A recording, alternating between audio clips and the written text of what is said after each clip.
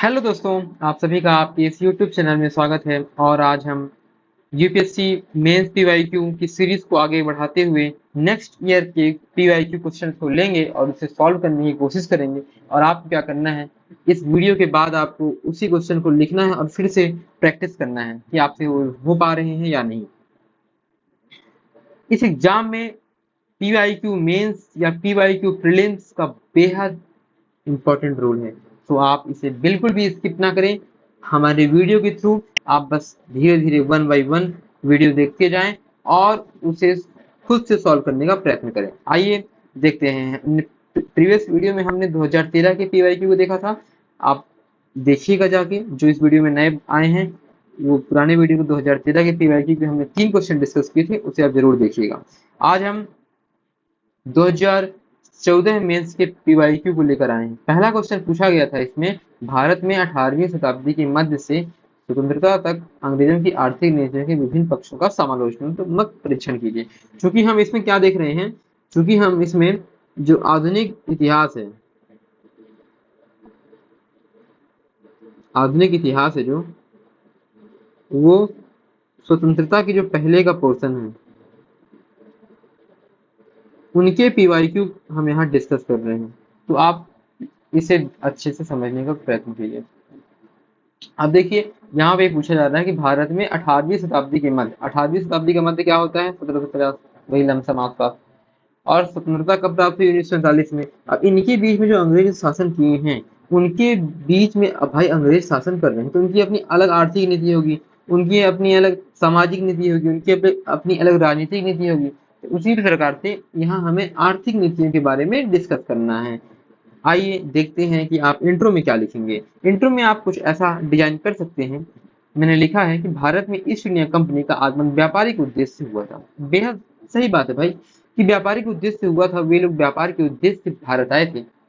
धीरे धीरे वे क्या करने लगे कि राजनीतिक हस्तक्षेप करने लगे। राजनीतिक हस्तक्षेप कैसे करने लगे कि वे व्यापारिक कोठियां स्थापित करने लगे। क्या स्थापित करने लगे, व्यापारिक कोठियां स्थापित करने लगे, व्यापारिक कोठियां स्थापित करने लगे। और उनकी क्या करने लगे, किलेबंदी करने लगे, किलेबंदी करने लगे।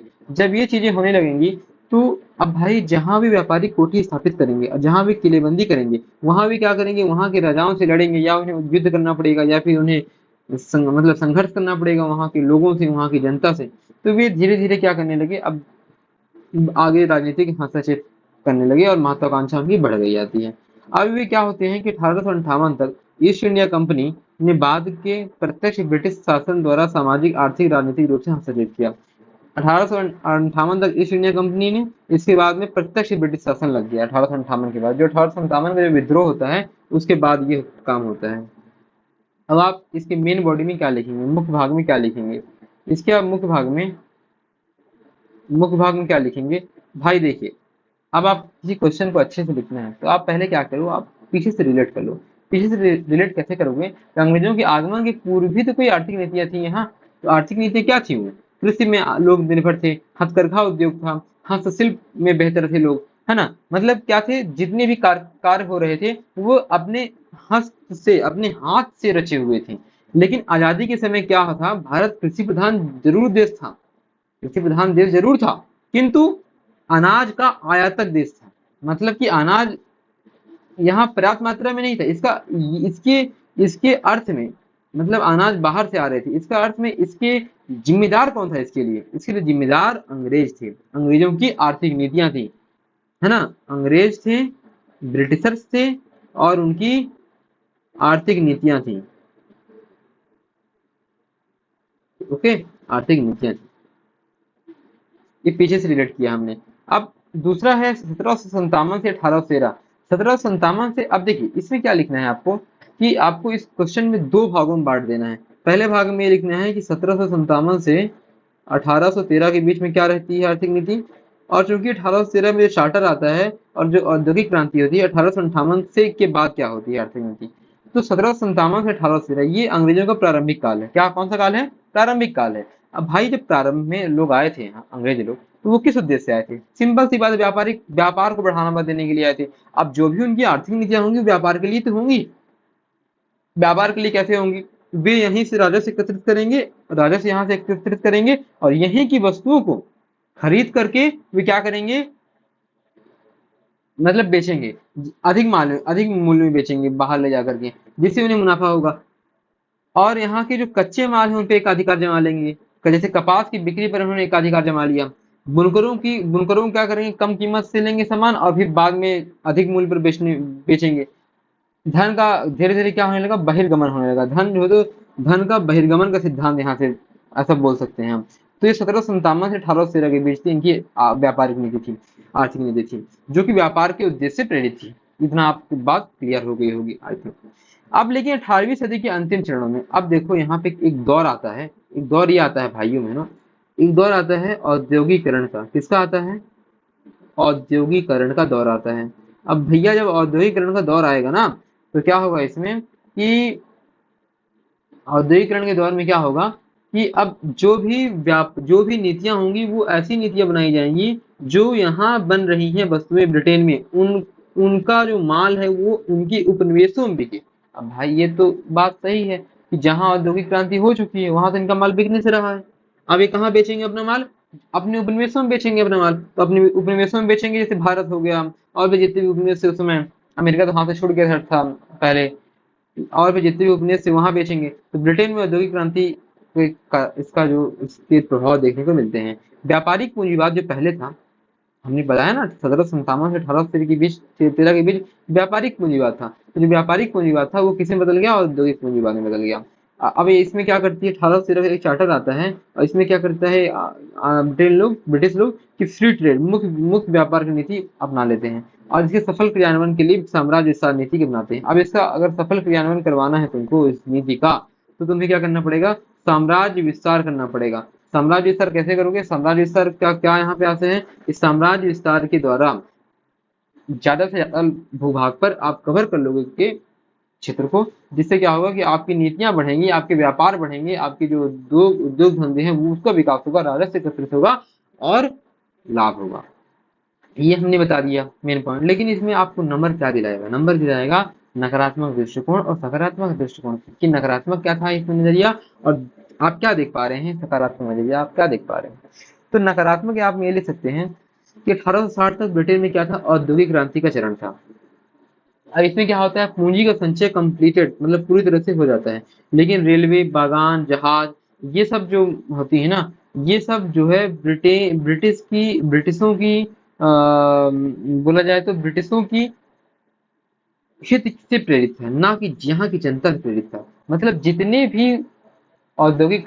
भी नए नए टेक्नोलॉजी, नए नए रेलवे, नए नए चीज जितने भी आई, वो सब ब्रिटिशों के हित से प्रेरित था। ये आप लिख सकते हैं नकारात्मक पॉइंट में, भारत की जनता को कोई फायदा नहीं हुआ।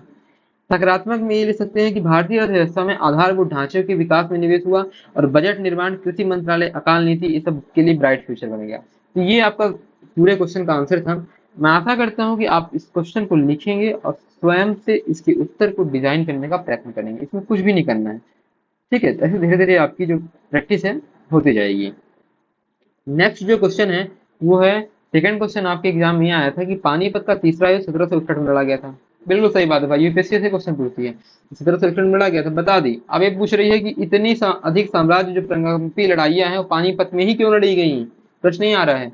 तो आपको क्या करना पड़ेगा कि जो पानीपत का तृतीय युद्ध है उसको थोड़ा डिटेल बता दो भाई। इंट्रो में क्या बताओगे आप कि पानीपत का तृतीय युद्ध 1761 में अहमद शाह अब्दाली और मराठों के बीच में लड़ा गया था।